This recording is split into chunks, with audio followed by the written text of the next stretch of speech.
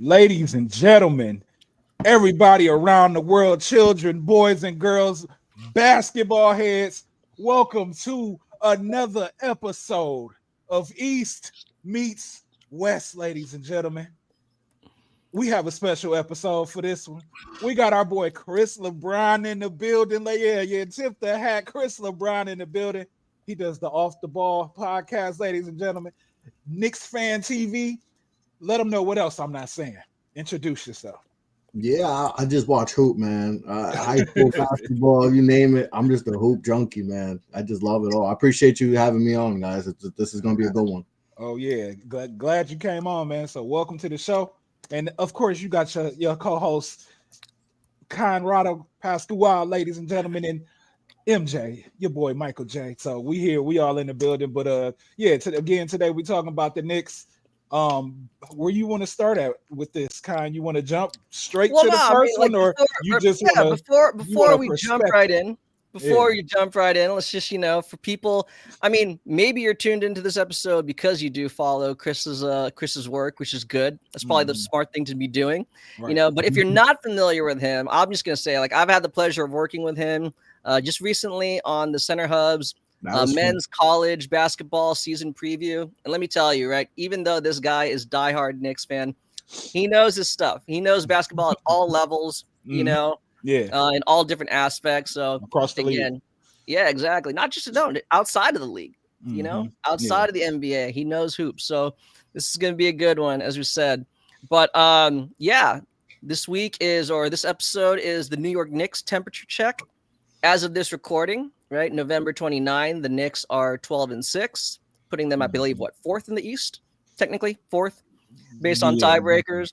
I think there was a lot of optimism about this team coming into the season, with a lot of ambiguity, at the very least in the Eastern Conference. And I think a lot of people believe that the Knicks have a good shot. They are very much firmly one of the contenders to come out of the East. And they are being held. There's a new guy at the helm of the team, right? We are now at the beginning of the Mike Brown era of Knicks basketball. So I think let's just start right there, right? I think a lot of us know who Mike Brown is, but we're now just getting to see Mike Brown, New York Knicks head basketball coach. So Chris, take us away, man. What are the first impressions so far? 18 games in the season. What are your thoughts about Mike Brown's tenure so far? Well, anytime you play a completely different, remember, under Tibbs, it was essentially like high pick and roll ISO ball, right? It was just, Jalen, do your thing, Cat, do your thing, and everyone kind of just stand around, essentially.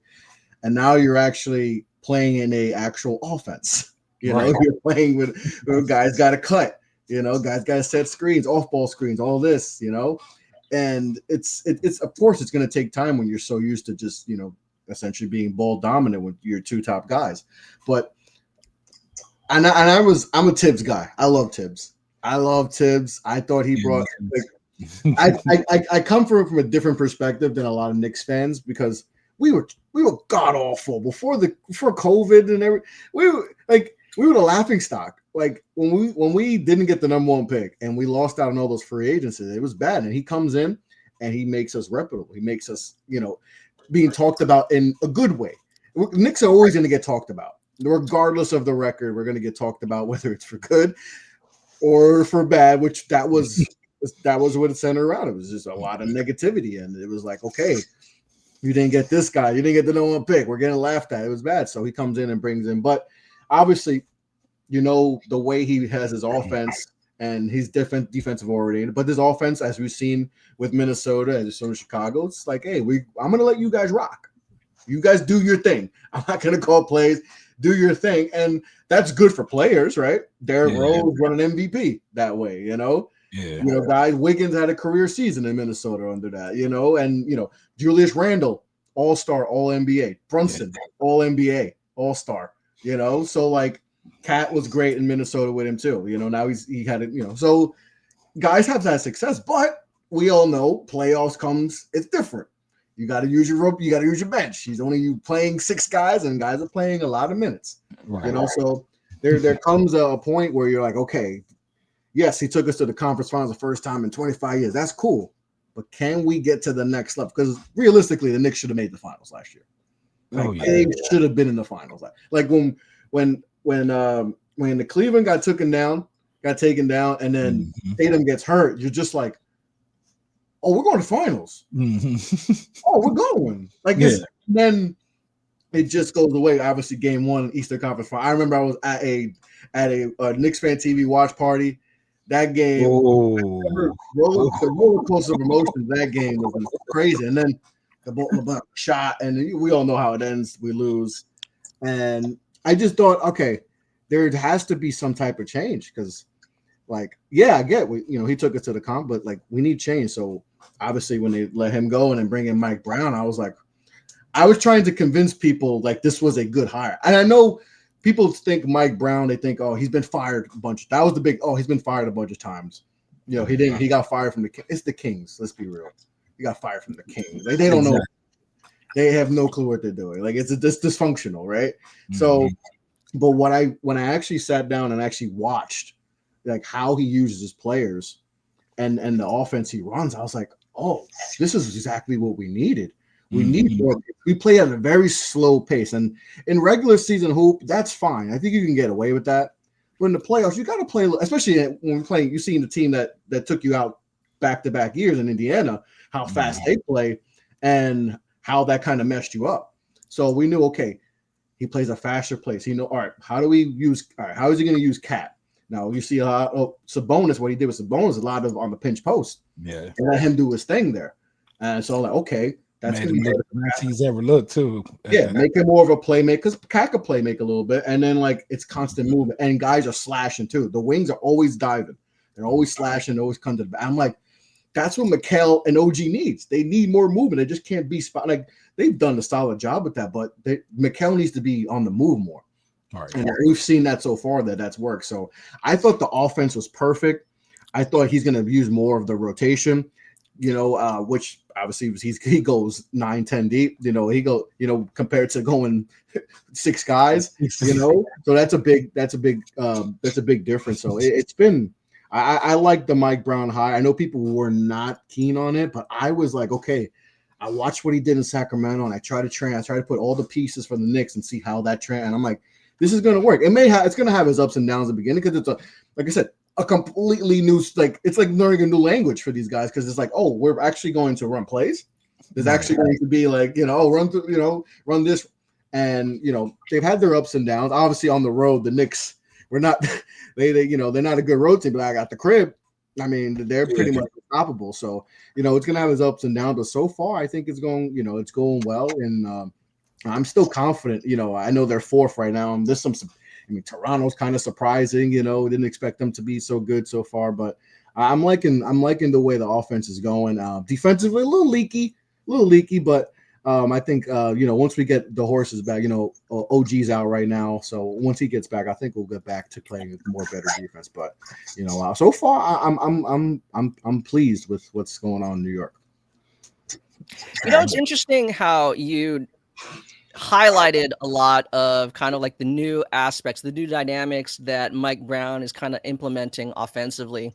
And yet, if we look at the arc, right, or his coaching trajectory throughout his career, I mean, I think for our younger audiences, I think people kind of forget, right? Back in the day when he coached LeBron on the Cavs, he was very much a defensive-oriented coach, and like his identity was like defense only. And here we are, like nearly 2 decades later, talking about his offensive ingenuity, which kind of just goes to show, right, that sometimes, again, as you said, the stigmas about quote unquote retread coaches, as if coaches, like players, like you can develop over time, right? I mean, you do learn new things. 5th currently, right? The Knicks are currently 5th in offensive rating. I believe the eye test matches, or the stats match the eye test. Defensively, they're still 14th in defensive rating, which is actually what Thibs's Knicks were, right around like kind of like just above league average, if not league average. I mean, like, do you think, I mean, you acknowledge that OG is currently out, but I mean, like, do you think there is another level they can hit, especially with the rotation that they're using? Like, specifically with like Cat at the 5. do you think like this is kind of like where they top out, or do you need to shift the lineup again in order to hit That's a something different I level was going to defensively? ask. You asking the question I was going to ask. Oh, my I bad, think dude. No, I think it's perfect. I know everybody wants Cat to be better on defense, right? It's not happening. Yes. Right? You can't change the full work. He is what he is, right? He's been in the league, 11 years? He is what he's slow. He's not suddenly going to get Hakeem Olajuwon type of feet and start blocking shots and altering shots it's just not going to happen. But there's ways to tweak. Obviously, everything's predicated also on Mitchell Robinson. He might be the most important player on the team because when he's right and he's playing, he changes the game. He changes the game. He alters the way he can do what he does defensively. Way he can, on pick and roll. We always talk about Rudy Gobert, and everybody gets on him that he has trouble with guards taking him off the dribble, right? Yeah. On screens and pick and rolls. You get him, you can beat him. Mitchell Robinson, you can't. You can't just get past him. Like he has such good feet and knows his body and how to position himself with smaller players. It's just really impressive. Thing is you got to keep him healthy, and that's the thing. And I think Mike Brown's done a good job so far. And I remember somebody brought this up with Steven Adams. That's just don't play him like he gets the day off, like back to back. No, that's it. That's why they got Capella, right? That's essentially why they got Capella. It's like, all right, you're playing today, Capella. You're playing today. This is your day, Adams. We need you when it matters, because obviously Steven Adams is probably arguably the best offensive rebounder in the game, and he's going to be pivotal for them in the playoffs. So I see the same way with and I think maybe the Knicks should probably maybe try to get a third big just to be like, no, your job is and have the understanding like, Mitch is out. You're going to play on the games Mitch is out. So you're going to play 20 minutes when Mitch is not playing. You might not play when he's right. You might not play. But understand when he's out and tell Mitch, hey, I know you, and I'm sure Mitchell Robinson's probably like, he wants to get these awards, 65 game rule, but understanding that the bigger picture is trying to win championships. So I think they got to approach it with that. And he's so massive defensively that they really need to. But I think Mike Brown's kind of like, we need to push the offense because sometimes that's going to be our best defense is just outscoring you. And, Jordan Clarkson has played pretty efficient basketball. So he's done a good job. And I always said this, he's best in small moderations, Right. You can't everybody wants to eat the whole 4 piece of Reese's Pieces peanut butter cups, but it's probably not the best, right? You eat the 2, you feel, and I say the same thing. Like when he's playing 25 plus minutes, now you get a more inefficient player who's, looking for a shot. But when he's playing in that 15 to 20 minute range, you get a more efficient player. So that's been good with him, and he's played good, deep, solid defense. Even Kolek, when Kolek I'm a Kolek guy. I just tweeted. I'm like, every time I see Kolek, I'm like, give him more minutes. And I think Mike Brown is trying to learn how to trust him. And the thing is, defensively has been the thing, right? Because when he's in there, you always see he's getting 5. Even if it's like 10 minutes, he'll have 4 assists. Or 8 points, but it's the defense, and the defense has improved in there. So it's just trusting. Yabusele's the one guy where we got to figure out. He feels like he's not comfortable. Yeah, he had a solid game against Milwaukee, but he's trying to figure out. 'Cause I think he's still an important piece because he is a versatile defender. So if we can get him comfortable, right now he's just not comfortable. But if we can figure out how to get him comfortable, I think he's an important piece because he's shown in the past. That he can be a solid, he's a very, could guard multiple guys. He could be that type of difference maker for you, especially come playoff time, so, and I think maybe that's his thing is maybe you'll see his impact more in the playoffs than the regular season. Regular season, I think the Knicks are going to try to outscore you. And, having him for the playoffs might be where we might best see him, excel in his role. I have a side question then. Well, based on you speaking on them need another big, ideally, who fits that bill? That's the thing. It's because bigs are at a premium. Yeah, super premium, especially what you were saying, because you can either go with making one fit in Mike Brown's offense, or you could either try to go defensively as potential Mitchell Robinson insurance. Knock on wood. I think that's what you need. Like, it doesn't even matter if they fit off. I don't care what Mitchell. You don't care what Mitchell Robinson does offensively. No. Like you just, as long as he gets offensive rebounds and gives you second chance opportunities, that's what you want from him. But you don't care. You just need to find. You're not going to find someone of that ilk. But if you could find just someone that you could trust, that if Mitchell, if and maybe when he gets hurt, you have someone there, because if he's down, then it defensively you take a massive nosedive. And that's why I liked what the Rockets did with their bigs, getting their bigs. Obviously, they got Sengun, who's not defensively savvy. He's not gonna wow anyone defensively. And obviously Steven Adams he's not gonna great defense. Rim protector, but he on the boards and the little stuff he does. That's why they got Capella. Be like, okay, just in case. Because Adams has the same injury type of history with like Mitchell Robinson, get insurance. I think the Knicks might try to find it. Like I said, it's a premium now because now bigs are back as being very important to your team. So it's not as cheap as it used to be. It'll cost you, but it might be worth it because listen, the Knicks are all in. They're all in. Like they have to figure this out. There's no picks. There's not much there. Like they're all in. So might as well just keep trying to find pieces to help you in the long run. Any more to add for that topic, Con? We're all in. We're all in. So let's keep this going, man. Well, I mean, we seen the awesome clutch performance last night. We seen him be pretty much the clutch player of the year last year. So we just gonna move right into this type of question. We're gonna try to etch Jalen Brunson somewhere in stone. So Jalen Brunson is top what point guard to you in the NBA right now? The NBA, oh man. Yeah. Listen, I know Cade is having a tremendous season right now. Tremendous, right? Mm-hmm. And a lot of people would tend to put him ahead of Cade because of what he's doing. I still can't do that. Like bias aside, I appreciate you. Yeah, I still gotta have my boy Jalen ahead of Cade. Cade still needs to show me in the playoffs. Gotta show me in the playoffs. I feel you. But overall, okay. It also depends. Like, all right, the point guard position has changed big time too. Had to show love.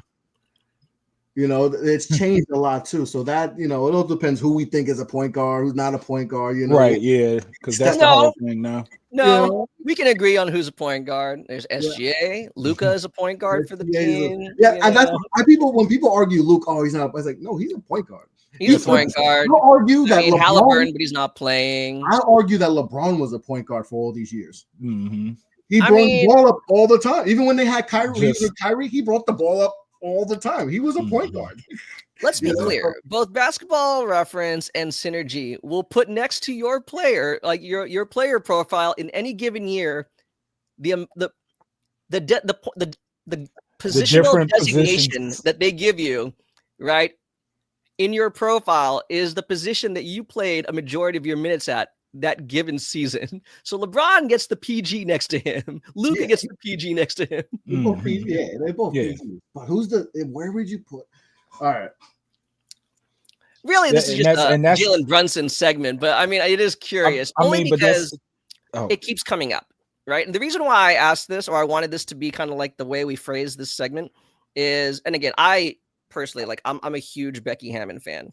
And you know where I'm going with this, right? It was like 2 seasons ago, she made that comment that she doesn't believe that like a championship team can be spearheaded by a small player or a small guard. A guard, really, for that matter, but she said specifically like a small guard, which is why she was reluctant to say that she felt comfortable with the Knicks being able to go all the way with Jalen Brunson as their quote-unquote, their best player, their offensive catalyst. And so I'm kind of wondering now, we're 2 seasons removed from that, how we're feeling about that, and I kind of want like your assessment based on what, because it keeps coming up. It keeps coming up. And you know what's crazy? You're looking for it too. You know what's crazy? It's on your mind. I understood what she didn't say. And obviously Knicks fans destroyed her, right? Mm-hmm. But I mean, we still haven't done it. So like, I try to be a realist as a Knicks fan, right? I really too. Like, I don't just be like, oh no, she was crazy, she's absurd. I get what she was trying to say. Like, smaller guys just tend to not be the engines to win championships, right? They may be able to get you there, but can they take you over the top? Like, it's very rare that we see guys who are in that 6 foot range, 6'1" range. You know, obviously AI took a team, but he didn't win. You know, Isaiah back in the day. So like, can he do it? That's still debatable. Like, to me, this is the year where the honeymoon can possibly end for Brunson, because he's been given, like, he's the guy from New York, he's the king in New York. But I always say that honeymoon can end, like, if especially when expectations start rising. Like, those first couple of years of Brunson, we were kind of like not expected to do what we did, make it to the second. And okay, all right, we survived. Now there's expectations, right? Now this is the 1 year where there was like, oh no, it's the finals. We need to get to the finals. And let's just say they don't, or they get bounced in the second round. The honeymoons, the people are going to start looking at it. And I already see it too. I'm deep in Knicks Twitter. I see it already. Like, I see the roots growing, and people are like, oh, you know, they're kind of like, and you're like, okay, like, so like, this is a crucial year for him, because if we can't take them to the finals, like, and I think at minimum it's like, you got to get us to the finals. Like, I understand the West is a monster. Winning the championship would be cool. I mean, obviously it's been since 1973. I would love a championship. Don't get me wrong. Only team I root for, I have not seen a championship. But, you know, if you can't get us there, then the Brunson honeymoon, it's going to be like, oh, whoa, can he?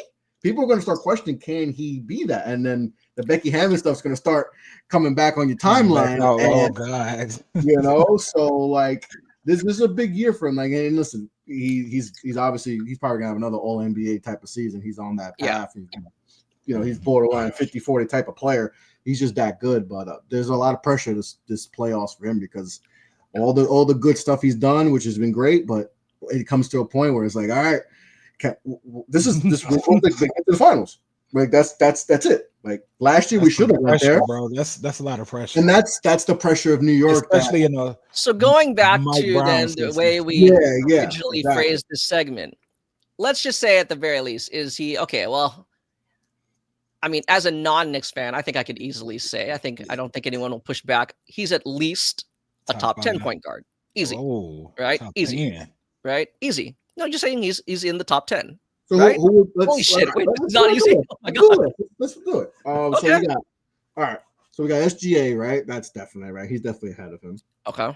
Luka, I would say yeah. Let me just try to pull up names actually. So we got him, Luka. Cade. What's that? What's our feeling about Cade? I mean, I would personally put Cade ahead of Brunson, but I also understand, as you were saying, like, if you're someone who has a perspective like, well, Brunson's done it longer, you know, at a high level, and just in the playoffs, period. Yeah, I could understand if you want to still put him ahead, but now I understand why people would do it, because what Cade can do any given day is like the height differences, and he's 6'8", right? Yeah, he's 6'8", exactly. Like, you know, so I get that, but I just need this. I want to see him do it, like, because there was moments in the Knicks series where he could have took over and he didn't. Now he's still young, and that's his first time. I mean, they lost 37,000 games the year before, right? You know, they had the longest losing. Don't remind me.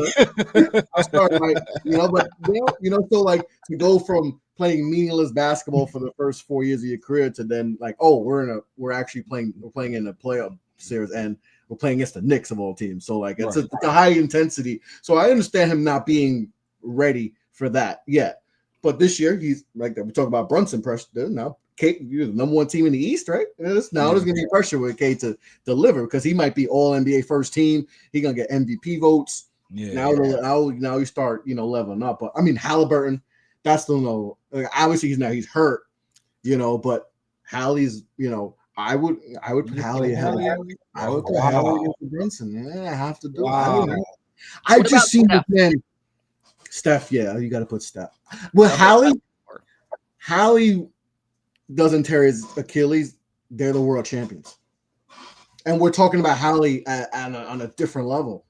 He's in the SGA. I mean, just think about how we talk about SGA right now. If they don't win, if that doesn't happen, so like, You know, Hallie's got to be. I know that's not gonna. Knicks fans, if they see this, they might get mad.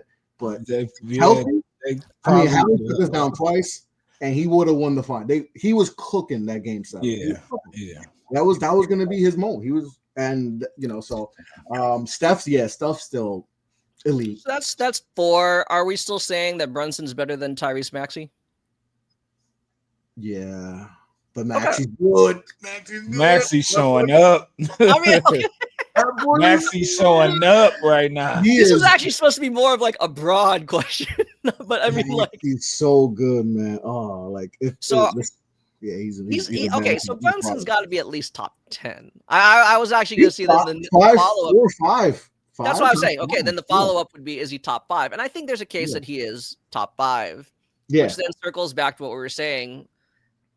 If I think a majority of fans would agree that, okay, yeah, he has a very good case of being within the top 5 point guards in the league, arguably the top 25, top 30 players in the entire league, regardless of position. I'm being very, kind of top 20 sounds right. Yeah, right. Yeah, I'm always very conservative with those top things, right? Just so like we could agree. Knicks fans will find you, Conrad. They'll find you. Yeah, then again, it goes back to it, right?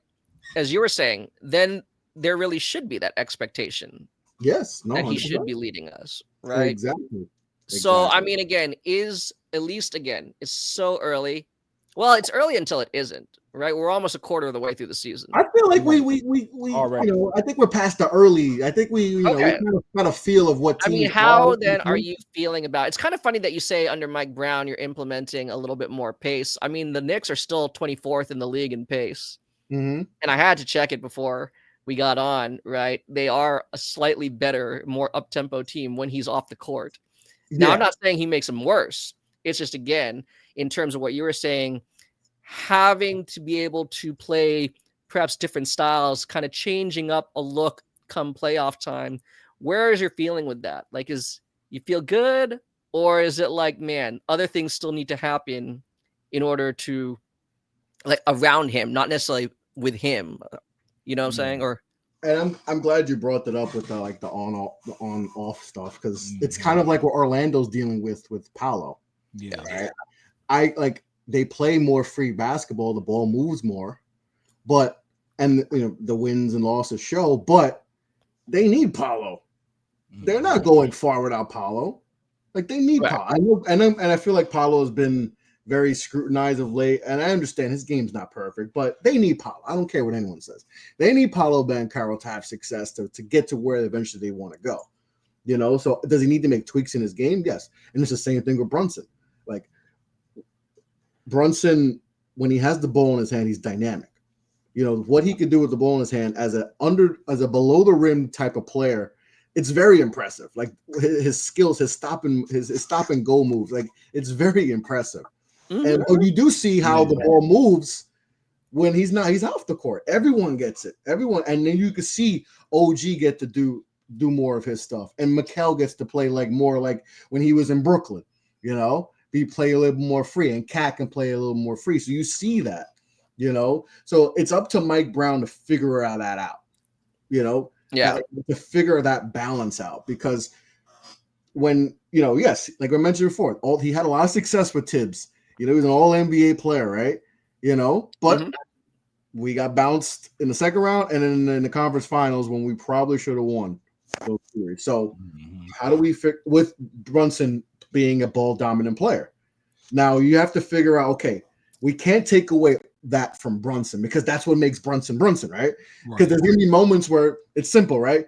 Get a bucket. We need to get a bucket right now. And he can do that.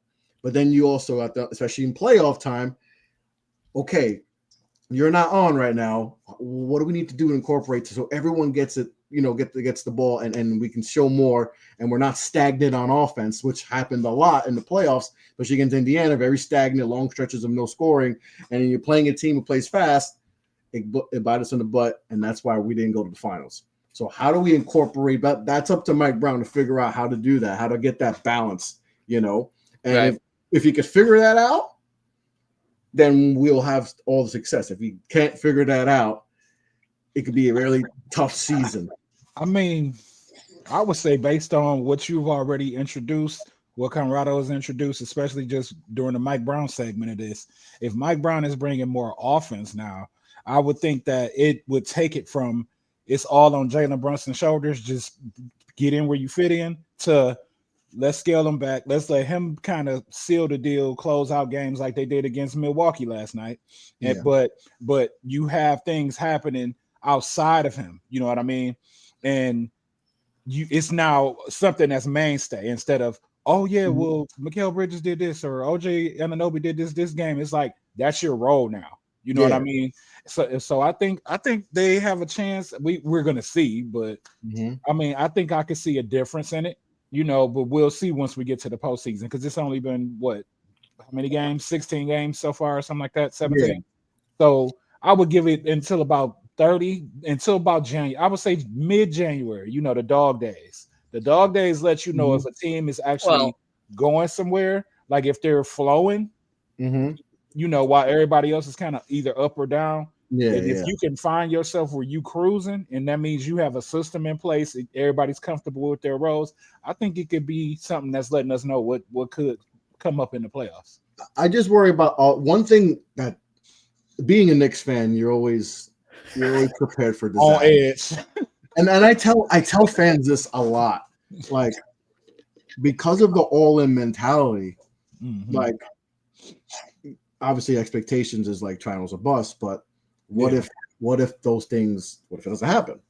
And now you don't have the assets. Like we just a few years ago, we had all the picks and they were OKC with all the picks and like, oh, we're good. But now you trade all the picks and you have an older team and Cat wants an extension, and you just paid Mikal, and Brunson is going to want to get even more money when that next extension hits in a few years.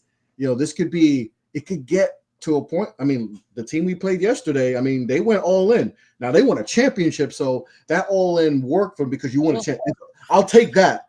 I'll take the championship. The funny thing is, they technically went all in after they won the championship. Yeah, right. And they didn't they had it, and then they like, oh, we want more, because like Giannis is like, okay, all I care about is championships. I'm a legacy player now, because all that matters is how many rings I get. Because the more rings I get, that's what I keep rising up in the mountain, on the GOAT list, and that helps me get, and obviously we see how that looks, because it's not looking good. And so I was with the if let's just say the Cat and Brunson thing, they feel like it's not, because those are the two worst defenders, right? Your two best players are also your two worst defenders. And if we see that there's constant issues with the and that's costing you games, do the Knicks do what the Knicks have done in the past and be like, oh no? Because listen, they went after Giannis. They wanted Giannis. They just couldn't get him because they didn't have the appropriate assets to get him. So like, and that's still lingering. That's still dangling, because guess what? Milwaukee's not good.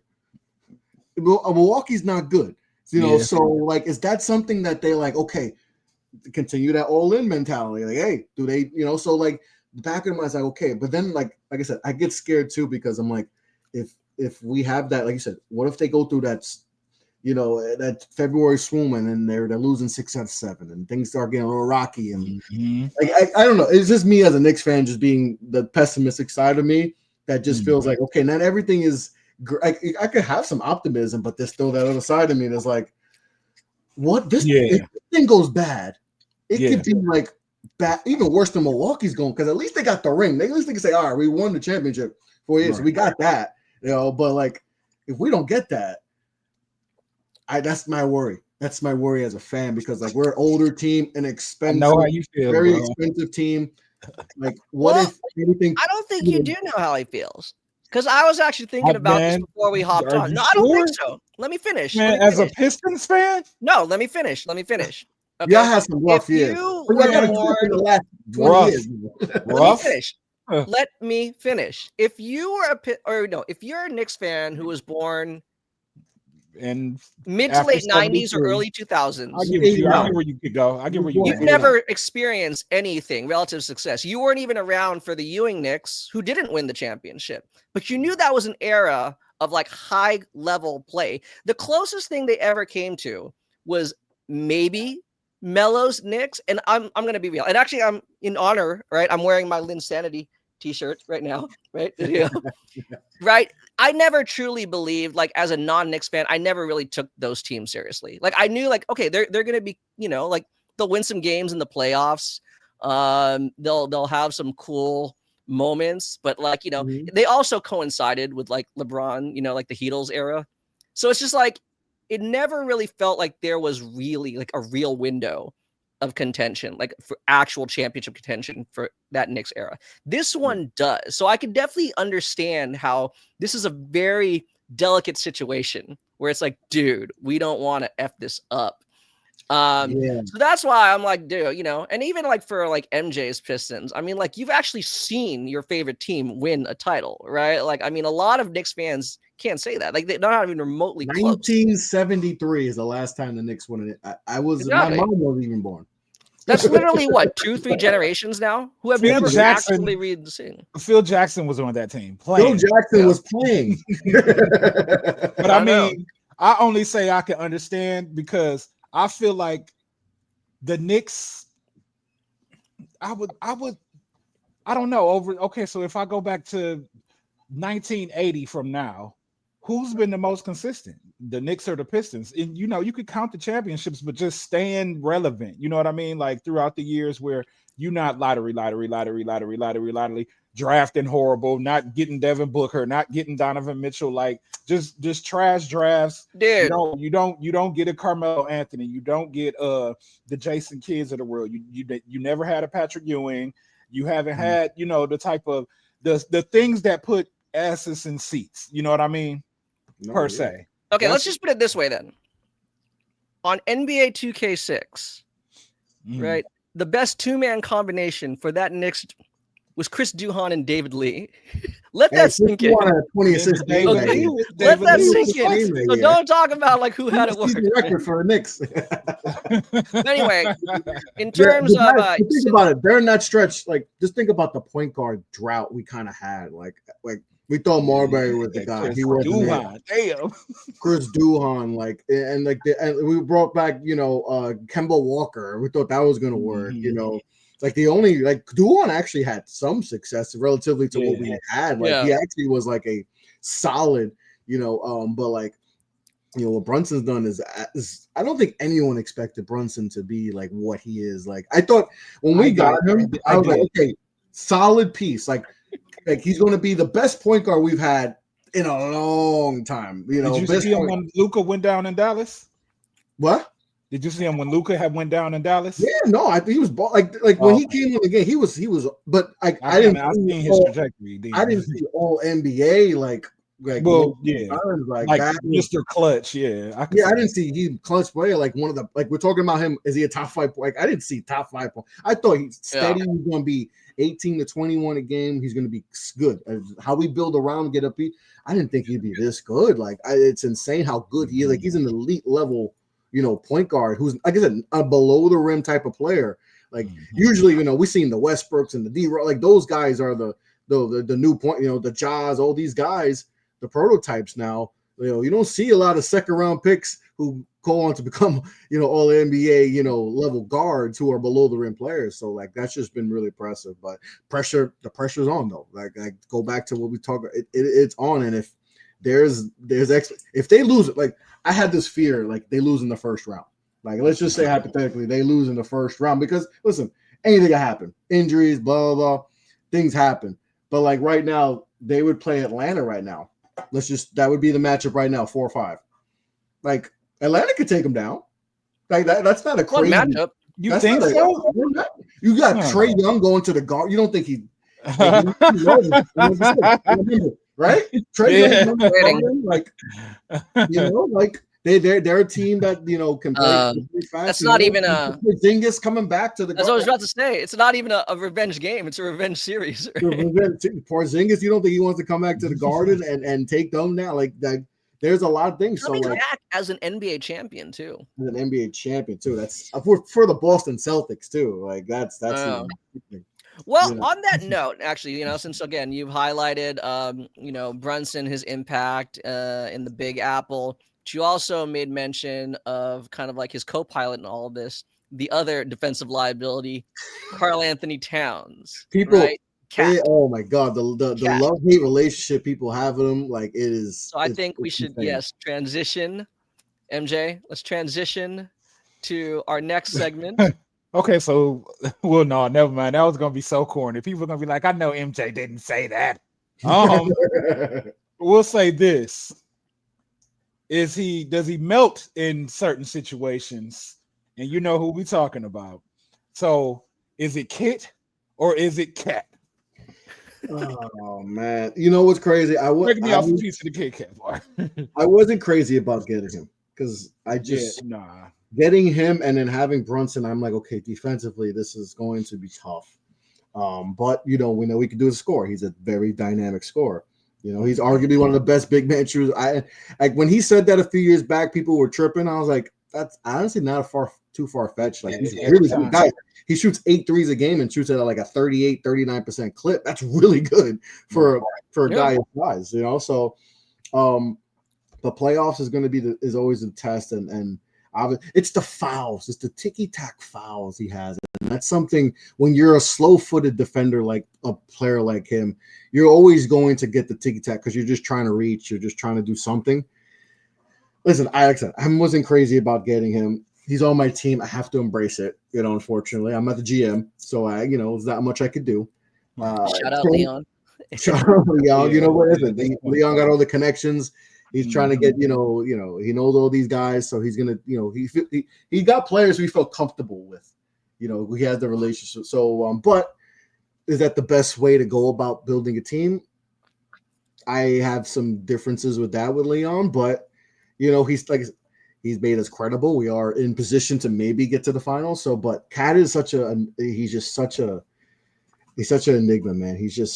There's moments where he'll go off and he looks like he can look like he's one of the best players in the league.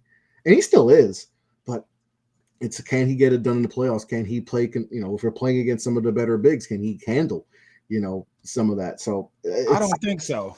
It showed yesterday. Came off a screen, cutting to the rim, and Cat was behind the 3-point line, bro. And I'm like, it's not good. I just told my friend, I said, entirety... Giannis and Turner and Mitchell Robinson and Cat, like that's not a matchup because they would have a problem with Giannis alone. You know what I mean? That's why I think I think Cat gets this year.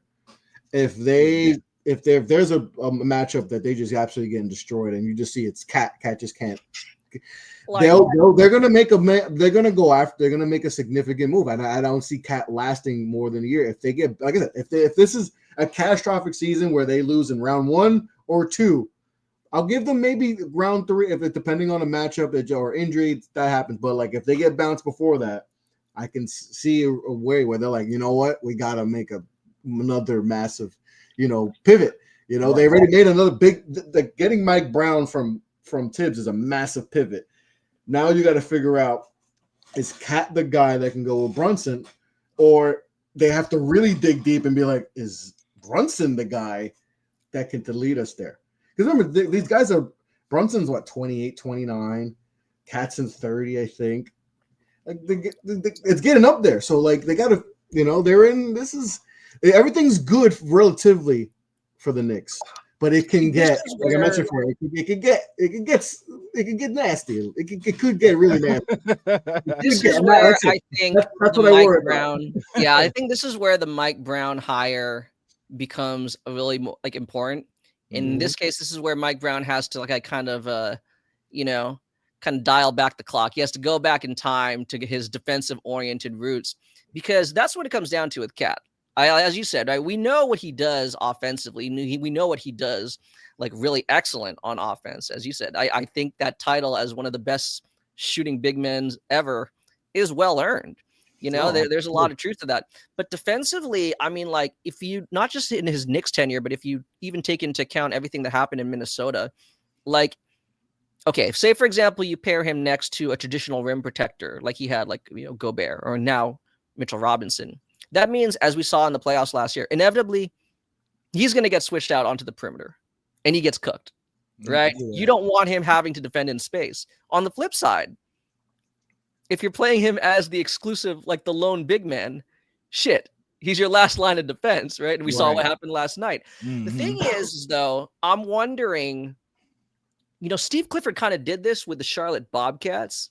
And I know Mike Brown's done it a little bit before, too, on some of those LeBron era teams where it's like, if you have a defensive shell with 4 really, really good long rangy wings, you could essentially hide your defensive liability center kind of in the middle of it. I'm wondering if they can do that. Well, you have two the problem is you have 2 liabilities. Because you're saying Brunson's like out what there the Warriors do with Steph, right? He's the worst defender, but they got 4 other guys who can make up for everything. That's why it works. But with the Knicks, you have, yes, OG's a good defender, Mikel's a good defender, Deuce is a good defender if that's the lineup you use. But I'm assuming Hart, but Hart is solid. Depends on the day, Sometimes Hart looks like it. Like in the playoffs, it depends on the match. Yeah. There's sometimes like in the Indiana series, he looked like a complete liability. It's like there was moments where it's like, should he be playing? Because he's really bad. So this is setting up our next segment really well. Okay. Yeah, I know we're gonna talk about that. But when you have your 2 best players who are in a lot of situations are going to be put in a lot of ball screens, like that's tough. So that's the thing is that they have to figure out is that if this is going to work, I don't think it's a long-term thing, but can it work for the next year or 2 while we have this window? Because that's big. Because if those 2 guys again cook constantly, then all it does is it absorbs way too much for OG and Mikel. And we saw that last year where it's like, we know those guys are all NBA caliber defenders, but there's moments where you're like, okay, why do they look so bad? Well, because your 2 best players are getting absolutely demolished defensively, and now there's a guy open in the corner or a guy open on the wing, and it looks like OG and Mikel aren't doing their jobs, but no, they have to compensate because your 2 best players are just inept on defense. So, And hopefully Mike Brown has them in a rhythm where they're not just the kind of stand in the corner kind of players, because they can actually produce. Yeah, and that's what you've seen a lot with Mikel. Mikel's looked a lot more. You could just tell he's having a lot more fun with the basketball because he has him more in his hand. He's able to cut more. Where last year he's and he did a good job of being a quarter. He's good at that. He did it with the Suns, so he's used to that. But we all know there's more to his game. We saw in Brooklyn, he's not a number 1. But we know he could do a lot more, and that's why that's why we still got to figure out, with Brunson being comfortable not having the ball, playing all ball, because Brunson off an all ball player, there's nothing there, So there's still some things that Mike Brown needs to figure out, as far as with the ball. But I mean, maybe it's a conversation for another day. But I like the way you phrased it in terms of, or the way you kind of characterized OG and Mikel's roles. More so defensively, because it kind of goes to a more macro topic, which is like, are you building the best possible team, or are you building the best possible team to make up for a flawed core? Maybe that's a bigger question for another day. But like the way that the tenor of this segment is going, it seems like there's a widespread acknowledgement that like, man, like the foundation itself is rocky, and now we're trying to find ways to kind of mask that or make up for it. It'll be interesting because, like I said, I mean, if you have the mentality that this is like we're all in, we're going in, then it doesn't matter how flawed it is. As you said, like 3 years from now, we're just trying to win this year in 2026. And they've shown they are completely all. They don't care about picks. They don't care about developing the young players. It is about winning now in this window, which is not. Listen, we've seen windows close real quick. Like it's not the old days of basketball where you have a 5-year gap where you have 5. No, it could be 2. And that's true. Like just look across your bridge. Look at Brooklyn. Look at Boston. Look at Boston. Boston, perfect example. Like, and obviously they had catastrophic injuries that derailed, but guess what? Even if Tatum comes back, this is a whole different team. Exactly. It's a whole different. Like, Derek White is shooting 32% from the field. Like that asset. Like I remember there was a point people were like, oh, is he like a top, 20, 25 player in the league? And now it's like, oh, okay. When he has a bigger role, he's not as good, right? We've seen that a lot from players, right? Like they play good when they're like the fourth option because they're getting they're probably getting one of the worst defenders on the team. So yeah, you're gonna look good. But when now you're the second option or sometimes the first option, he's not that level. So that's what we're seeing, right? He's shooting 32% from the field, averaging just 17 a game. So but when Tatum is there, they had everything going. Porzingis, he's shooting 46%, 40% from three. Everything's because you're getting tremendous shots. You're getting the worst defender. Yeah. So that's just the way basketball is. It is a puzzle. With that said, it's a fascinating puzzle because everyone's trying to figure out the same way, right? How to puzzle their team, right? And now what the Knicks did last year. All right, Boston. What did Boston do to win a championship? We're gonna get the best starting five, and we're just gonna beat you up. We're gonna beat you up because we have the better starting five. We may use Pritchard off the bench. Hauser might play. Hauser wasn't playing crazy minutes. Even Pritchard. We're just gonna beat you up with our starting five. And what they did. So guess what? You see that working. You're like, and what did the Knicks do? We're gonna try to get the best starting five. Boom. And it looked like it may have worked. And then they ran into Indiana. It's like, oh, they play more players. And they a little faster. Okay, guess what we're gonna do? We're gonna be faster, and we're gonna use more players. So it's just a copycat league, right? Figure out, but what works for Indiana, what works for OKC, may not work for the Knicks. I think, and that's what like I said. This is the pessimistic side. This is what worries me. We're trying to copy, like the last 2 years, we've literally tried to change the way our team is. It's catered around who just won the championship or who made it to the finals. Right. And sometimes it's like, no, stay in your lane, figure out what works for you, and then you make a little, your little decisions, your little moves here and there. But that's what worries me. We're shifting to whatever we saw work, but that works for Boston. That works for OKC. That works for whoever team who has the most success year out. Some teams get lucky with draft picks, right? They get the Spurs keep getting generational draft picks, players. You just got to stay in your lane, and that's what worries me about the Knicks. That we're trying. I'm also someone I love building through the draft. If I was the GM, I would just build through the draft. But obviously, the Knicks, they failed. They're not good at drafting, so this is why we're in this position too. So because we haven't been good at drafting, but you also see like most teams that do have success, they drafted their players. Mm-hmm. So that's what I'm worried about the Knicks is that sometimes we just because we're New York. And we're expected to have success and have the spotlight. To put those butts in seat. But we're going to games no matter what. When they'll lose the game, they're going. Yeah, that's not a problem. It's like with the Bulls. The Bulls have been top in attendance for how many years? Yeah. But it's like you got to figure out a plan and stick with it. And sometimes I worry with the Knicks is that we try to get the shiny toy and try to figure, that worked that way. Now, let's figure out our identity and stick with that. Let's not change because that's how Boston did it, or that's how Indiana did it, or that's how OKC did it. Let's figure out a way for the Knicks to do it so we can have success constantly. Because yes, it's cool we have success now, but we're a fan. Like I'm a fan. I'm in this. Leon might not be in this. He's done that the Knicks. He could be. I'm out, and he don't care. I'm in this. So, like, what are we going to do for the next 5 years, 10 years? Yeah. We want to. I want to have. Y'all windows not that.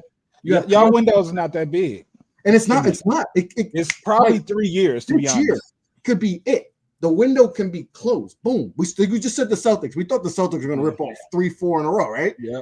Yeah. And now that window might be shut. It might be. Jalen might not be there next year. Like Jalen is having issues with the organization. Tatum's going to be coming off an Achilles. So next year it might take him a minute, All-Star break before he's feeling, right. What does the team look like? Because like I said, White doesn't look like he's, he might not be there, or he might just. You got to figure out how to make him the fourth option, get more pieces in. Right. Tatum's going to be like, I want to win now though. We just won a championship when my last full healthy year. We won a championship. I'm not trying to go. So rebuild. It goes look good. Like you said, Milwaukee. We thought, they're gonna rip off Denver. They're gonna rip off, and we say that about OKC now, but it can happen with them too. we assume the way it looks like they're going to have continued success because they have tremendous draft picks, so they're going to figure it out. But you never know, man. Basketball's different than it was, me growing up, where it's like, you got 5 years. No, those days are over, man. I think it's just more parity. Like, I won't say OKC is. I mean, they perceive to be a juggernaut in the regular season, but then when they get to the playoffs, it was what 7-game series after 7-game series after. Like, everybody's got them against the wall, and they pulled out that one weapon. Like, got him. Got lucky. An Achilles injury away from us having a completely different, opinion on them. Like, because if he doesn't get hurt, we might not be. We'd be talking about, they're just. Why did they win championship? Right. How did they do it? And some people are still putting that asterisk on them because it's like, well, y'all won because they had no one. They had TJ McConnell at point, and we see how they're playing now. Like, what we doing? Like, yeah, of course, because he was cooking y'all. He turned his Achilles. Y'all won a championship. Y'all should have won by 40. But now it's like, no, this is the year y'all need to prove it. And that's the thing with basketball too, is like, that's another thing, like maybe a bad thing, but the way the basketball's viewed is like no one's ever satisfied how you win it. You have to win it a certain way, apparently. And we saw with LeBron, oh no, he did it. Oh, he did Wade, KD. We see no one's ever satisfied you do. You have to do it a certain way. And even when you do it that way, no one's ever happy. So okay, so Khan, you want to sing this? What's up? You want to sing the next portion? I am a good singer, but no, I do not. So I don't want to embarrass myself. This is a New York pod. I don't want all the New Yorkers to be on my head like this. Hey, yo, right, like fine, I'll do it. No, don't. Just put it up. Okay. Shout out to them B-boys. There you go. Them Backstreet Boys. That song just came up when I was driving home from work. Quit playing games with my heart. That was a banger, bro. Right, it was. Yeah, I don't know where James is at because I'm right there with Khan. I already knew what it was off rip when he put Backstreet Boys were. Remember TRL? Like, yes, bro. Carson Daly. Carson, yeah. I have like a lot of like I have relatives like in New York. So back when I was younger, I would go visit them every summer. So I remember they took me to the TRL building. We're all standing out there, like waving at Carson and everything. Right in the heart of Times Square, man. Those are fun days, man. Well, beautiful area, man. Yeah, you alluded I work right in the city, man. It's I love it. A lot of vibrancy, man. Never stops. Yeah. Yes. I gotta come back. Sometimes I get out of work late, 11, 12, 1 o'clock. It's not sleep though. Nah, it's still bumping and grinding. Yes. It really is. It never like 4 o'clock for real. Maybe. Yeah, no. It's active. It's yes. Go ahead, Kyle. Well, in terms of a player who is known for a lot of bumping and grinding, in a basketball terms, that is. Right.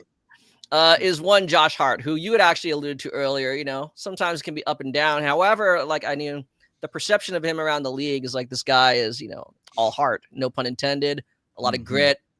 Just, again, what you're going to get, at least, in terms of he's going to pour, himself into the game. Now, how effective that is, I guess that's for you to kind of shine some light on. But of all it's kind of funny. Like, I guess I could call him a bench player only because his role seems to fluctuate the most, even now, during Thibs' era, comes off the bench, is a starter, sometimes he really is more of a traditional off guard. Other times he's like the craziest small ball power forward you've ever seen. But as you said earlier, there are times where maybe it's becoming a little bit more matchup dependent. I mean, like, you're already shaking your head, but like, is he still kind of like that X factor in the sense that, whoa, he's going to give us that extra edge? Or is he an X factor in like, okay, maybe we don't know what we're going to get anymore? I don't know what we're going to get. And you know what's crazy?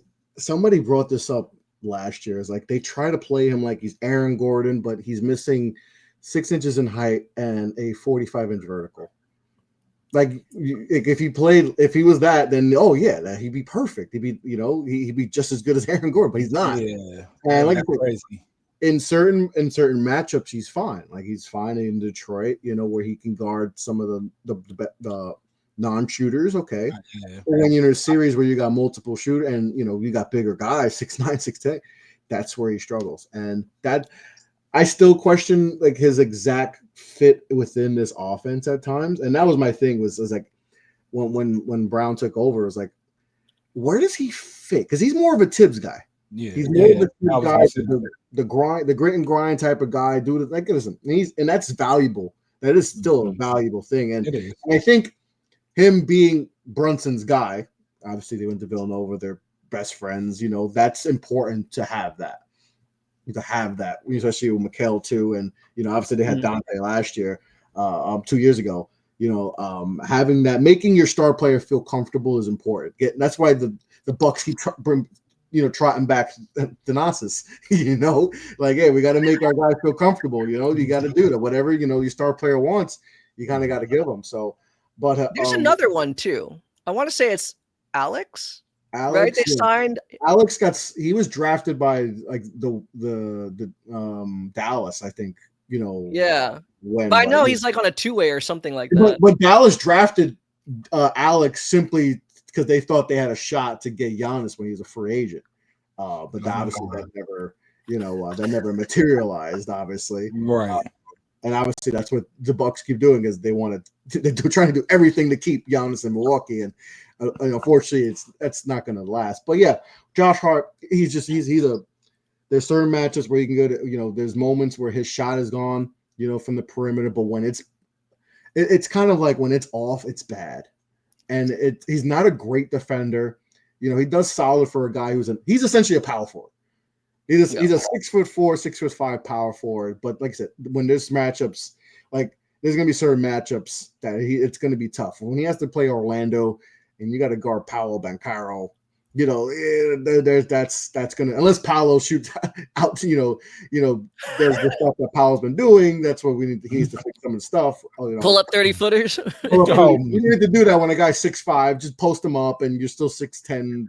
But it's a whole nother podcast for Paolo. I'm a Duke fan, so I'm always gonna ride my Duke guys. But we need, Paolo, we need to figure some things out. But Josh Hart's he's a nice player. I like him coming off the bench at times, to give you that boost off the bench. But there's matchups, like I said, the Pacers matchup was abysmal. He was bad. He was just bad. He was not good. And I think that's something you have to really worry about with him is just there's matchups where it's not, especially in the playoffs, deeper you go, you're going to play against bigger teams, So how do you handle that, So, but he's for what he's shooting mid-30s from three, so he's a solid, 3-point shooter. Like I said, he the triple doubles, and he's a very valuable player. But there's matchups where you're just like, oh, okay, this is gonna be tough. Like it's gonna be tough, and he has struggled, and like the Pacers series was the ultimate. Like, oh, he was borderline unplayable, because they're blowing up and down, and that's just not his thing, and he's having to switch pick and roll, and he's getting blown past by because he's built like a power forward, but he happens to be 6'5". So. In his early Knicks tenure, and you even saw it even last year at times, right? He's putting up like those crazy double doubles, and everything like that. I mean, again, he's like, like your changeup if you're a pitcher, And again, as you were saying, it seems like these last year or two, it's becoming less the case, right? Yeah. But yeah, I think that's why it's interesting because these are the guys that I think definitely Thibs relied on, and when you couldn't rely on him, that's when, oh my God, right? Like there were no options because he never really explored any options beyond that. Yeah, and Thibs is a loyal. Listen, hey, you want Thibs as your friend because Thibs is loyal. He gonna rock. Look at Taj Gibson kept getting contracts because Derrick Rose kept getting contracts, because of this man. Joakim Noah was he rocks at you, but. And that's what Josh Hart. Like, he was. That's a Tibbs. That's the epitome of a Tibbs guy. Josh Hart. And like I said, there's value to that, but there's also you have when you're actually breaking it down basketball wise. I mean, you're looking at it's all about matchups in the playoffs too, right? We know that, right? It's all about matchups, and it's just some of the matchups the last few. It's like, oh man, we got to figure out like who you guarding. You know what I mean? Who are you guarding? Because you can't guard twos because they're too fast for you. You can't guard fours because they're too big for you. Yep. So he's kind of like stuck in the middle, and sometimes you don't need that in the playoffs. We don't need a stuck in the middle guy. We need someone who can guard some of the bigger fours and guard some of the twos. You can't do either, and you're not like it's not like he's a legit three. It's not like he's shooting 40% from three, where you're like, oh, we need him on the court because he's a high volume shooter who shoots at a high clip, and he's like, okay, like yeah, you're a good rebounder, but right now we don't need that. We need someone who can guard and make sure that the two guards and the forwards aren't just getting to the rim at will. So he's somebody that right now would help, like maybe OKC or Denver. That's about it. You know what I mean? He's like Bruce Brown, like a Bruce Brown. Yeah, exactly. Bruce Brown was perfect for Denver. Then he goes to Indiana, and he's afterward, and they trade him right away. Raptors. To be fair to Bruce, he got hurt. You know what I'm saying? I just don't want to trash the guy because I don't think he ever really got. I get what you're saying. But then he kept getting moved around. Now he's back to Denver, but that's the type of player that Josh Hart. He's that Bruce. It's amazing Brown how much he embraced being a Cowboy too. Like this country roots thing. Right? I thought it was a shtick at first. I'm like, man, like you really like the Luke Combs and stuff like that. He likes that, man. That's like Mitchell Robinson. Mitchell Robinson's a country boy. I think this is a good transition to our next segment. Not necessarily Luke Combs, but again, the search for okay, if we can't rely on these guys, maybe we do need to find someone more reliable. So MJ, let's fire up the next topic. Well, the next topic is actually going to bring us full circle because I forgot that he was even down there when you mentioned the big, needing another big. Mm-hmm. So you could either reiterate or you could go all the way in and just. We're this time just searching for a big solution. You know what I mean? Like, what is the solution at the big for you in your perspective, from your perspective? Well, yeah, before you answer that, the reason why I wanted to put this topic in and I phrased it this way is because the Knicks are becoming, right? The Knicks are one of the teams that keep showing up. They got too many wings. No. It's just they keep showing up in trade rumors, right? Anytime like a big name not even a free agent, anytime a big name is rumored to be on the trade block, the Knicks seem to be involved. So we already kind of talked about Giannis. We could talk about that again. Mm-hmm. But one lately that I think kind of like piqued my interest was the whole Anthony Davis thing. And again, they're already cringing, but it's funny because it piques my interest for two reasons. One is, again, searching for an even better complementary player to put next to Cat to make up for his defensive inadequacies. Or after our Cat segment, it just dawned on me, could he actually be a Cat replacement?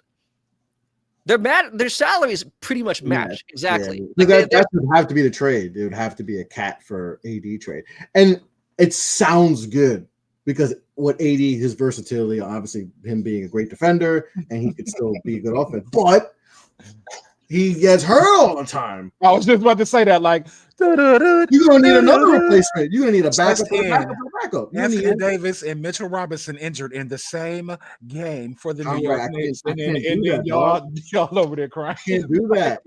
I can't do. Like, the fit is better. It's a 10 times better fit. AD works so much better than Cat, but at least Cat plays. He's on the court, so at least we have him because AD is gonna get hurt. It's not a matter of like it's gonna happen. He gets hurt, so like you're gonna have to make sure you have like at least Dallas when they're right. They have Gafford, PJ Watt, who's the other big? Lively. They have a multiple bigs that can help fill in the gap when AD's out. The Knicks don't have that. They have another Mitch Robinson gets hurt just as much as AD, if not more. Out. You're gonna play Hawkporty? My God, man. You're gonna play Gershon? Like, it's gonna be tough. So like, it makes sense. It really does. It sounds good, and I might do this in 2K, but right. I don't only really there. I've heard you hear the rumors. You hear the rumors, but I don't think you can pull. I mean, unless unless there's a time period where you like around the break where you feel like 80s, you just like, I think he's gonna be healthy, and you're just praying and you think that, but I don't know. I don't see that. And if you were to entertain it though, would it have to be then a Cat?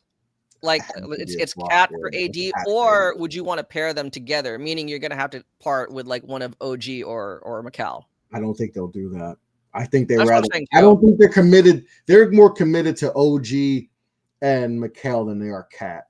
I mean, As I they should think be. the Knicks absolutely have the pieces to get to Giannis. make a splash. They just Yeah, didn't want to exactly. give up the pieces that Milwaukee would have wanted, right? I mean, you don't want to part with OG or Mikal, right? You want to pair them, right? So, I mean, they can get a Giannis, but I would agree with them for not. I think know? that I think if you want to make a splash like that, it's got to be for like the biggest fish in the pond. Like you gotta get the great white. Like you just can't come out with anything smaller than that. It can't be anything. It can't be a marlin. It got to be you got to go after. Said it can't be a marlin. It can't be a marlin. It can't be no salmon. No salmon. It's definitely not no tilapia. Fish, but, The great white. No There's a scallop. great white great player white in shark. Utah who is available for trade. I was actually gonna bring up Lauri Markkanen, and I was gonna say, what about trading him for Lauri Markkanen and then go, let's say Bismack Biyombo or somebody becomes available, and then you go try to replace like that by placing another defensive minded big alongside Mitchell Robinson, like them in the depth chart. You would have to get more. But the thing is, you're training with Utah, so that means you're training with Danny Ainge. Yeah. It feels like it's ultimately going to be a lateral move because Ainge is going to like structure it in such a way where it's like, okay, it's going to take some other piece. Well, you saw some of the stuff, the rumored, stuff he wants for Lauri, and just like, I didn't know I was trading for Hakeem Olajuwon. Right. Lauri's good. Don't get me wrong. He's having a great season. He's a good player, really good player. But I can't give up what you want. No. Right. And the same thing with Walker Kessler. Like all the stuff he wanted for Walker Kessler is like, dude, all right, nah. And so I don't think Utah and the Knicks and Danny Ainge, that's sour taste from that. So I don't know if they would want to do that. Right. I think looking back at the Mikal stuff, not that they wouldn't trade for Mikal, but maybe I know they paid a tax essentially trading with Brooklyn, right? You trade a team within your division and that plays just, I would say 6 to 8 miles away from where you play. They had to pay a little bit more to get that because Brooklyn why would Brooklyn otherwise do that? Why would I trade you a player that you need? And we're in the same division, in the same state, and literally a train ride away. We're not doing that. But if you're going to give us 5 draft picks, then hell yeah, dude. Right. Then we'll talk. Never hurts to ask. What's the worst thing, right? You just say Lakers, no, right? Look at the Lakers. They're like, we're going to take this call from Dallas. Hey, you want Luka? Wait, what? Doncic? Yeah. We'll take him. Yeah. You got to hurt the ass, and that's what the Brooklyn said. How 5 draft picks? Knicks said, yeah, we'll do it. But okay, so let me throw out just a thought, an idea of somebody that's probably not too expensive, won't come like take too much from your team, but would you be willing to take somebody like a Nick Claxton or maybe even Nikola Vucevic? Not that he plays defense, but like what would fit? You know what I mean? Or add to, because the way I look at the Knicks is, yes, I said what I said earlier, but my thing is y'all have so much depth that they're never gonna like iron that out. That's just too much. You know what I mean? It's just a huge pot with a few things that shouldn't be in there. So why not let a few pieces go? And would a rim runner work? Because who's a rim running? Yeah. You know what I mean? It's not Cat. The thought of giving away more picks makes me sick to my stomach. And because I really hate that they don't have the assets that I would like going forward. Because like I said, there is some worry long term. Nick Claxton, Derek Lively. Listen. You can find bigs in the draft and develop them properly. Yes. Nick Claxton was not a high draft pick, and the Nets developed him pretty solid. Same thing with like Jared Allen. There's bigs that are really good bigs in this league that were not top 5 picks. They were later first round, second round picks. Hell, the best player in the NBA was a second round pick. Yeah. The MVP time MVP. So like, you could find it. It's just they got the. You're right. You're right because. Weren't you guys the ones that were supposed to have y'all traded the Jalen Duren pick to the Hornets, then to us, if I'm not mistaken, right? Oh, he said let's not talk about that. Yeah, I know. Because no, but I'm just playing. I'm playing to your point. Like y'all had them. You know what I mean? I don't get. I don't get that either. And you're correct. It's through the draft. And this is why they had to pivot to going, oh, we gotta manufacture this team. We gotta find pieces that. And luckily, listen, they got lucky that Jalen Brunson worked out the way it was. Because if he doesn't work out, we might be in scary times right now. Because the way they were going draft wise, it was not good. Like they've missed on a lot. And listen, I love the draft. I deep dive into the draft. I scout. Like the amount of times where you're just like, what? Kevin Knox over Patino's telling you to draft Donovan Mitchell, and you just go with Frank Ntilikina? Right. What are you doing here? Frankie. You know? Frankie Smokes. He had a cool Frankie nickname. Smokes. Frankie Smokes. It's not even Frankie the Smoke. It's Frankie Bill Smokes, Simmons. man. I think that was cool, dude. Frankie Smokes. Like, what are we doing here? Shout Like out to last Bill week, we take Pacome Dadier. He doesn't even play. We could have had Ryan Dunn. Yeah. We could have had Ryan He's Dunn. only in the second year. I'm not going to completely trash the guy and say his career's over. I have a French wings don't work. They just don't. French wings don't work. It takes them way too long to develop. And we're in win now mode, and we took a project. When we could have took a player like Ryan Dunn, like you have to match the timeline. If we're in win now mode, why are you taking a guy who's like, I get it. Oh, we'll have him, but he hasn't shown any progress, and you need you needed another wing who can actually help. Ryan Dunn would help. Look, he's doing a good job with the Suns. He's a big reason why they're having a better than expected season right now. The Suns. Like, they're playing good ball. Like he's a big reason why. Let me ask you something then. Before we wrap this segment up, because again, I only brought it up just because again the Knicks are one of the teams that keep showing up, right? Like, and again, it's not like, oh my god, I'm sure it's like either whatever agent driven, whomever, right? Just trying to stir up interest. Mm-hmm. But the point is,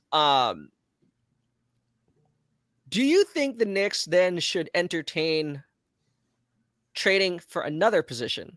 Like, we're operating under the assumption like, oh, we could use an upgrade at big, so let's trade for whatever big has been rumored to be available. But I mean, like, as you said, Brunson's not going anywhere unless Cat is the piece to bring in that upgrade at the big. He's not going anywhere. I mean, I don't know. I'm just wondering. Or maybe Cat goes, but we bring in, maybe more of like a big wing as opposed to like a power forward center, like a 6'10" wing. I don't know who that guy is. I mean, MPJ is right across the bridge, but I mean, like, I'm just saying, not necessarily MPJ, but I don't want to trade with Brooklyn no more. Yeah, just like a player of a different position that you could think could be a net aggregate upgrade. I mean, if it's someone that's like I got somebody wing that can play defense, like that's the lateral move I think they would make. It would have to be like a complete opposite of like Towns, essentially. Because if you trade Towns, you're essentially saying his defense is not is not good enough, or it's not even okay enough for us to win a championship. So that's why you trade Towns, and maybe get more pieces. Maybe you try to get a 2-for-1. Maybe you think it's two players that can fill that need. Maybe make it more team oriented. But that I don't know. Throw a name out there. Throw a name. Shoot. Jaren Jackson. Mr. Fouls a lot. Jaren. No, dude.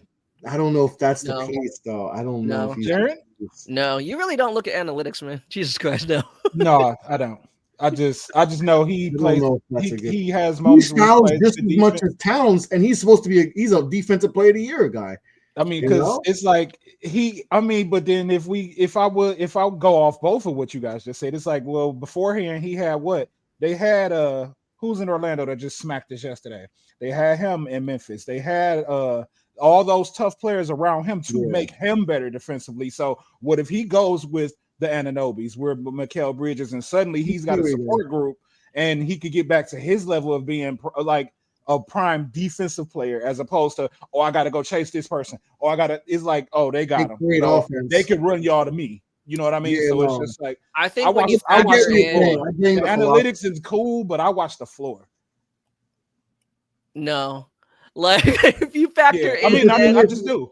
If you factor are you thinking that him being essentially maybe he's because right now he's at times he's the number one option, especially with no job.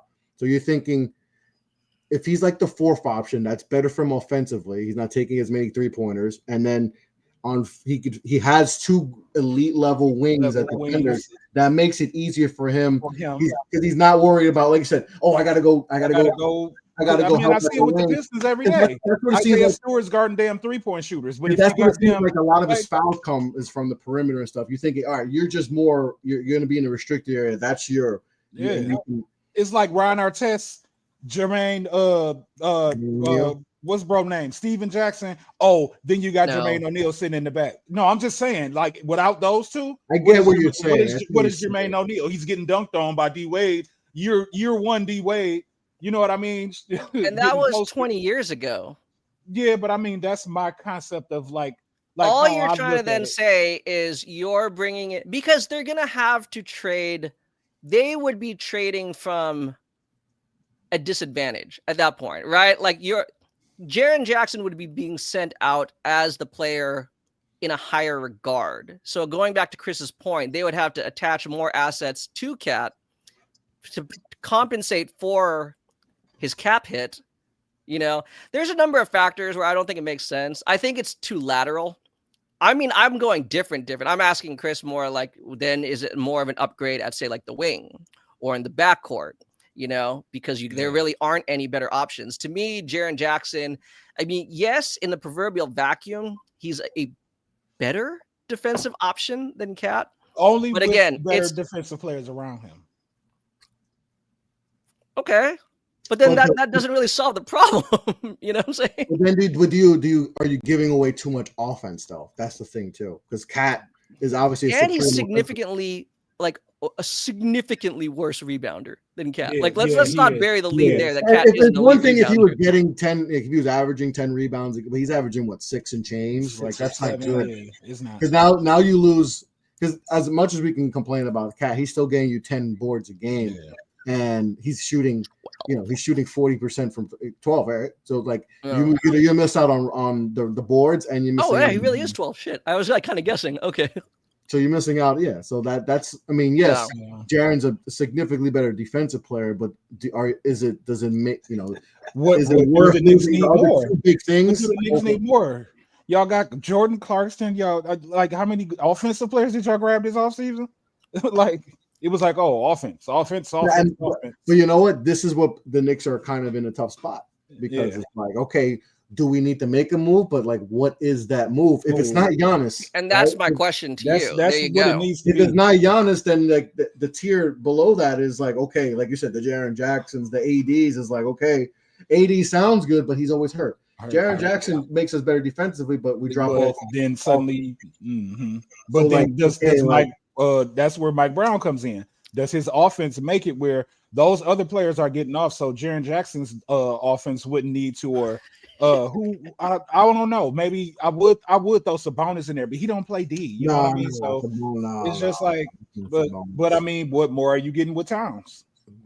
Yeah. How much more defense are you getting with Towns? That's why they're in a tough spot because if this doesn't work out, because like there's not a lot of people who want Towns. Like, why would if let's look at Milwaukee for instance? They're gonna want to rebuild if they trade Giannis, right? So that's why the Knicks thing, and it would make sense in a way, but then it's like if you're Milwaukee, why would I want anything from the Knicks? Nothing they have appeals to me. Why would I want Cat if we're in rebuild mode? That he ruins our rebuilding, because he's still gonna want to do his thing, and he's actually gonna mess up us, and we need to replenish good picks. Knicks don't have any. So, like, why would we trade with the Knicks? It doesn't make sense, So, like, for the Knicks, it's like, okay, Giannis, that's a piece. Giannis or bust, to be honest. That might be, like, damn near impossible. But with what the assets they have now, it's, like, borderline. Unless you're like, yo, we'll give you Brunson. That would be the only thing, I would say something stupid. Listen, there's some people who would do that. They Trey Brunson. I've seen that. Trust me, I've already seen that. Hell no.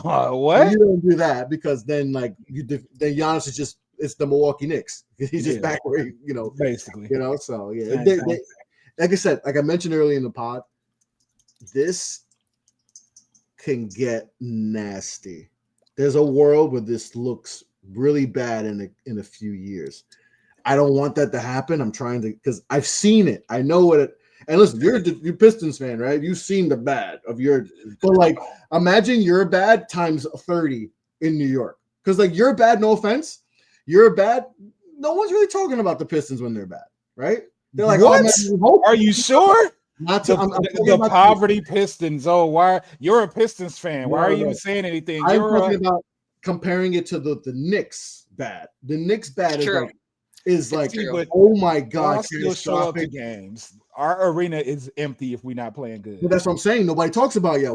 They're still talking about the Knicks when they're losing 65 games. Like, oh, why the fans are showing up paying premium prices, and we're starting, random point guards on 10 days, so it's like our bad is bad, and that's my fear, because when our bad is bad, it's bad.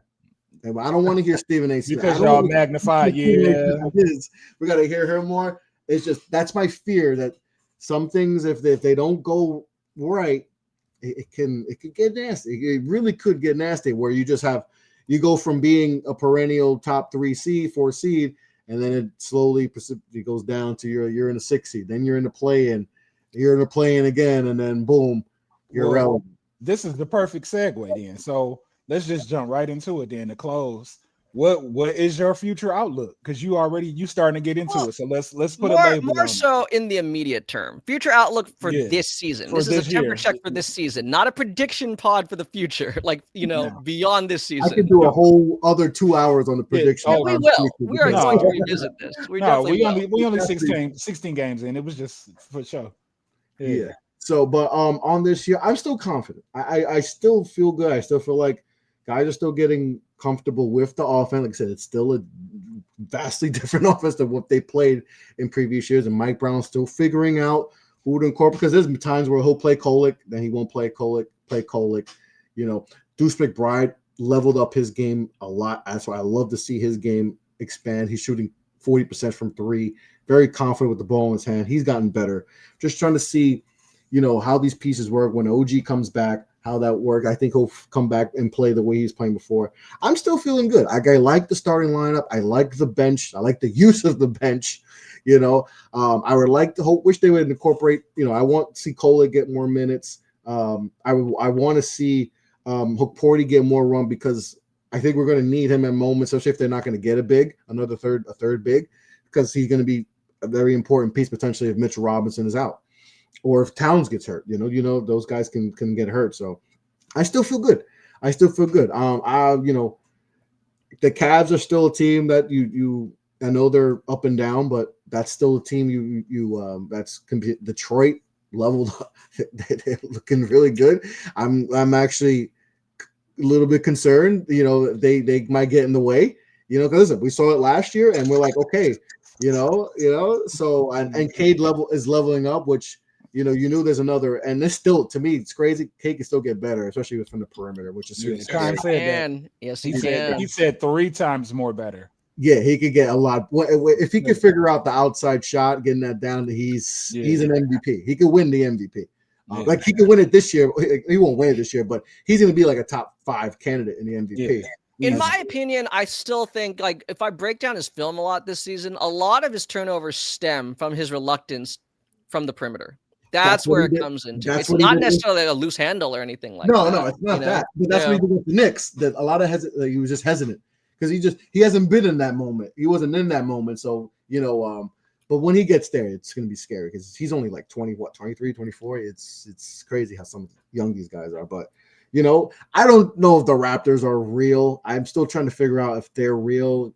I know they're playing. They have the pieces. Like they have pieces on paper that are like, oh, they should be good. Barnes is good. Ingram's playing a lot better. He's relatively healthy.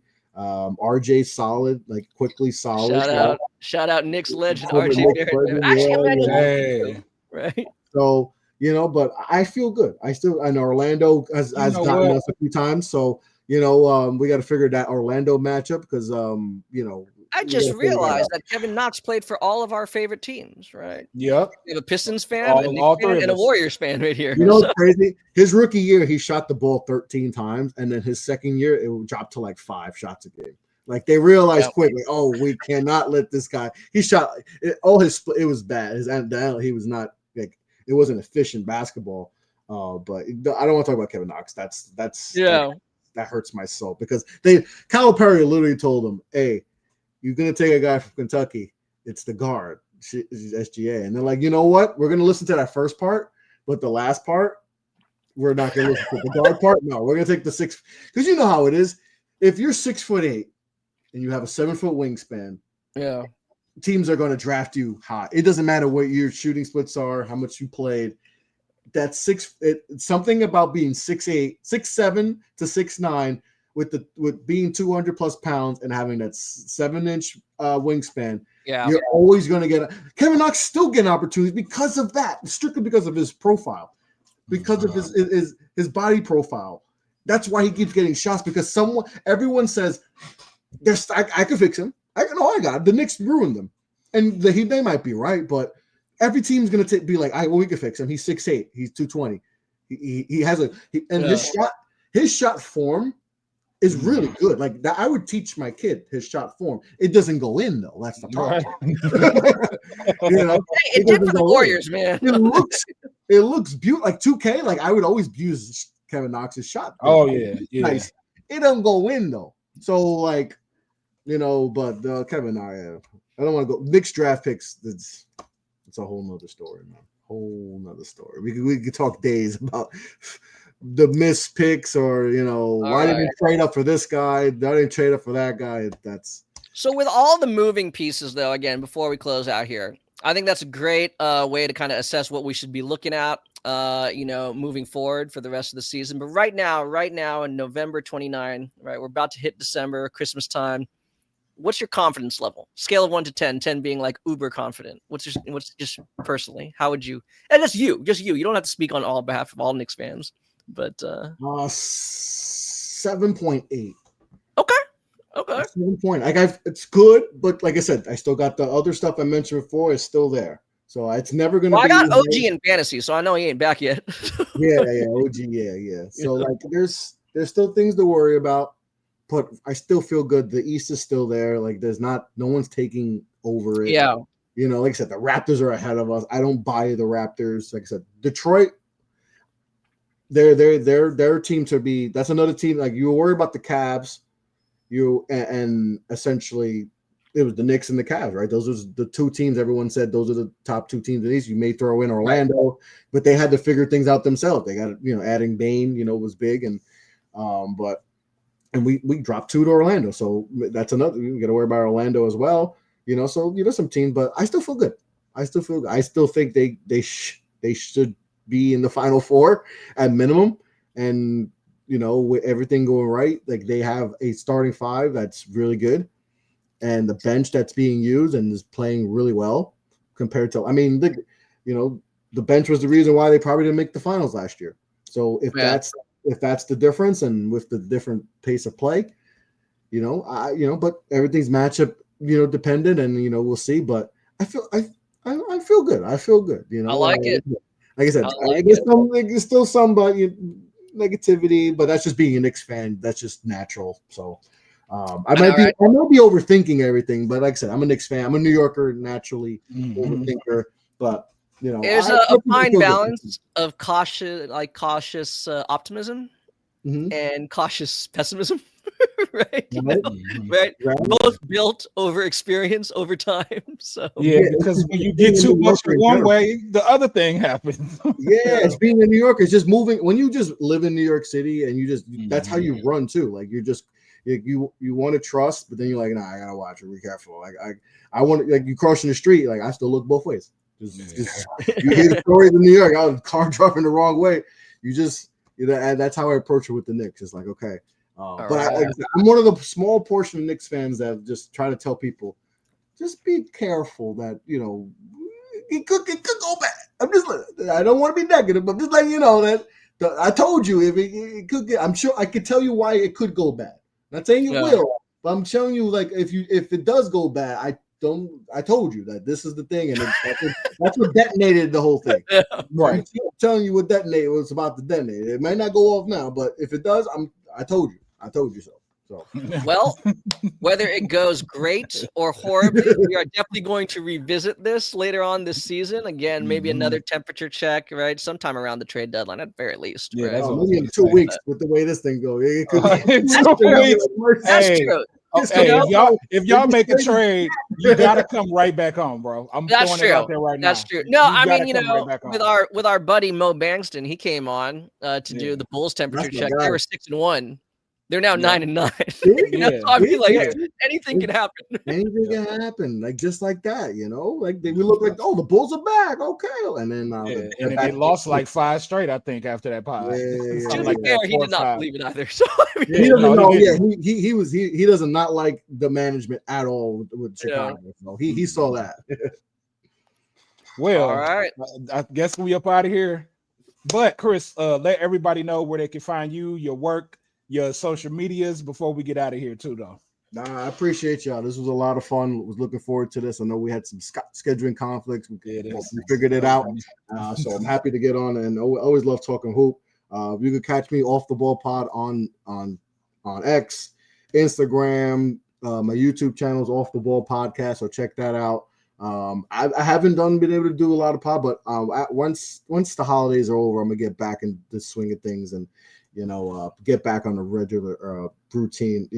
Do a lot of the draft. I'm a big draft head. Love talking to drafts. To do that, I got to do stuff with Connor with the Center Hub. That was a lot of fun. If you still want to check that out, the preview stuff, I did the American and the American East. Man, that was a lot of fun. Deep diving, talking to some coaches. That was a cool experience. Getting to that level with college basketball. So love talking college basketball, recruiting. I just love talking hoops. So follow me, interact, and talk. I'm always random stuff. I'll pop up on X. Talking about whatever. But yeah, subscribe to the YouTube channel, Off the Ball Podcast. I got a lot of cool interviews from a few years back, talking to some former players and stuff, high school, college. So check that out. Yeah, but I appreciate you guys. It was a lot of fun. Oh yeah, thanks for coming on, man, and everybody else. Y'all heard them. Make sure you subscribe, share that, get it out, consume it, and have a good night. Have a good night. Blessings, fellas.